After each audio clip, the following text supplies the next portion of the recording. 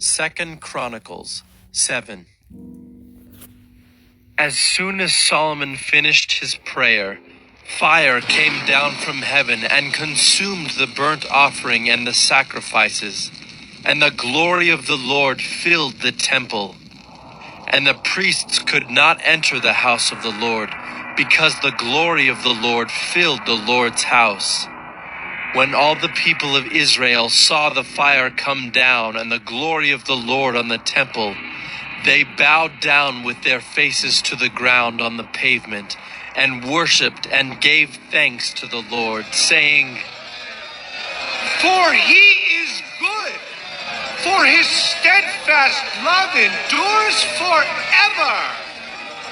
Then the king and all the people offered sacrifice before the Lord.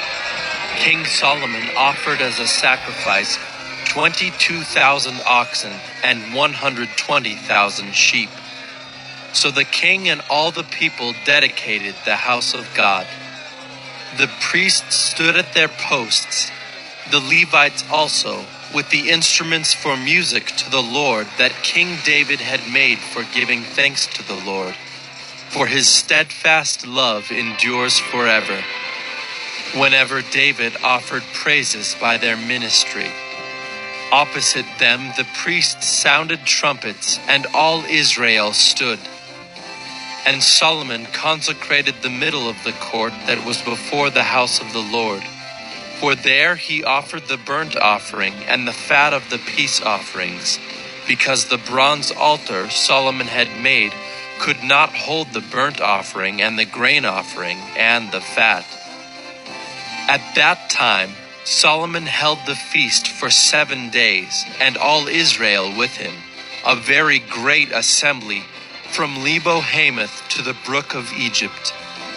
And on the 8th day they held a solemn assembly, for they had kept the dedication of the altar 7 days, and the feast 7 days. On the 23rd day of the 7th month, he sent the people away to their homes, joyful and glad of heart for the prosperity that the Lord had granted to David and to Solomon and to Israel his people. Thus Solomon finished the house of the Lord and the king's house. All that Solomon had planned to do in the house of the Lord and in his own house he successfully accomplished. Then the Lord appeared to Solomon in the night and said to him, I have heard your prayer and have chosen this place for myself as a house of sacrifice. When I shut up the heavens so that there is no rain, or command the locusts to devour the land, or send pestilence among my people, if my people who are called by my name humble themselves and pray and seek my face, and turn from their wicked ways, then I will hear from heaven and will forgive their sin and heal their land. Now my eyes will be open and my ears attentive to the prayer that is made in this place. For now I have chosen and consecrated this house that my name may be there forever. My eyes and my heart will be there for all time. And as for you, if you will walk before me as David your father walked, doing according to all that I have commanded you, and keeping my statutes and my rules, then I will establish your royal throne as I covenanted with David your father, saying, You shall not lack a man to rule Israel.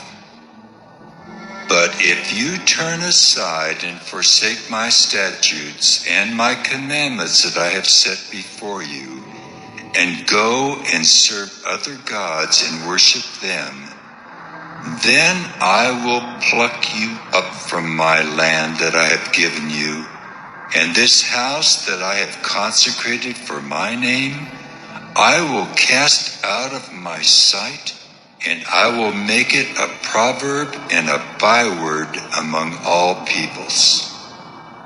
And at this house which was exalted, Everyone passing by will be astonished and say, "Why has the Lord done thus to this land and to this house?"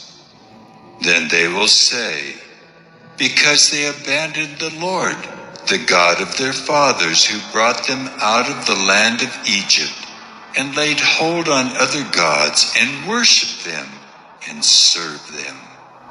Therefore he has brought all this disaster